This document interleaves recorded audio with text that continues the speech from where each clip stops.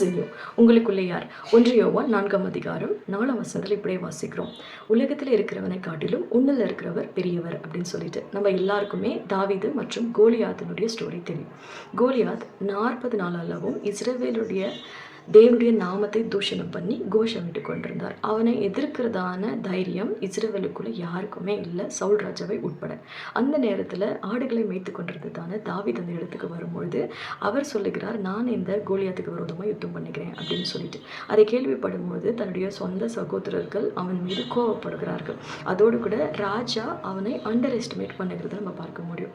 ஆனாலும் தாவீது என்ன சொல்லுகிறார் அப்படின்னு சொல்லி பார்க்கும்பொழுது கோலியாத்தை பார்த்து சொல்லுகிறார், நீயோ ஈட்டினாலும் பட்டயத்தினாலும் நீ எனக்கு விரோதமாய் வந்திருக்கிற, ஆனால் நானும் இஸ்ரவேலின் தேவனுடைய நாமத்தினாலே நான் உனக்கு விரோதமாய் வருகிறேன் அப்படின்னு சொல்லி கோலியாத்துடைய பட்டயத்தை கொண்டே அவரை வீழ்த்தி ஜெயம் கொள்ளுகிறத நம்ம பார்க்க முடியும். ஸோ இந்த நாளில் கூட நமக்கு இந்த உலகத்தில் அநேக விதமான கோலியாத்தை போன்ற பிரச்சனைகள், எதிர்ப்புகள் வரலாம். ஆனால் ஆண்டவர் நமக்குள்ளே இருக்கும்போது, இந்த உலகத்தை ஜெயித்தவர் நமக்குள்ளே இருக்கும்போது எந்த விதமான கோலியாத்தையும் நம்மளாலையும் வீழ்த்தி ஜெயம் கொள்ள முடியும்.